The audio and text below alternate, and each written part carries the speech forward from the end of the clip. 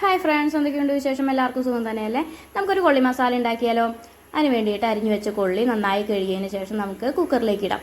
അതിലേക്ക് കുറച്ച് മഞ്ഞൾപ്പൊടി, ഉപ്പ് ഇട്ടിട്ട് കുക്കർ അടച്ചിട്ട് ഒന്ന് വേവിച്ചെടുക്കാം.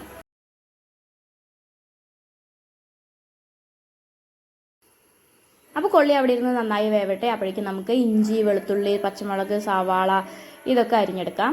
അതിനുശേഷം ഒരു ചട്ടി അടുപ്പത്ത് വെച്ചിട്ട് കുറച്ച് എണ്ണ ഒഴിച്ച് ഇഞ്ചി, വെളുത്തുള്ളി, സവാള ഇതൊക്കെ ഇട്ട് മൂപ്പിച്ചെടുക്കാം.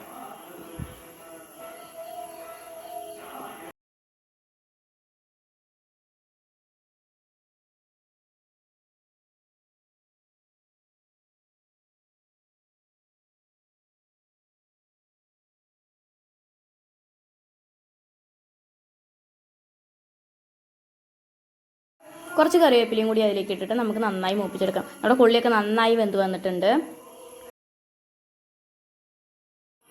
അപ്പം നമ്മുടെ ഇഞ്ചിയും വെളുത്തുള്ളിയും സവാളയൊക്കെ നന്നായി മൂത്ത് വന്നതിന് ശേഷം നമുക്ക് കുറച്ച് മുളക് പൊടിയും മല്ലിപ്പൊടി പിന്നെ കുറച്ച് ചിക്കൻ മസാലയും കൂടി അതിലേക്ക് ഇട്ടിട്ട് നന്നായി മൂപ്പിച്ചെടുക്കാം. പച്ചമണമൊക്കെ മാറുന്നത് വരെ ഒന്ന് മൂപ്പിച്ചെടുക്കാം.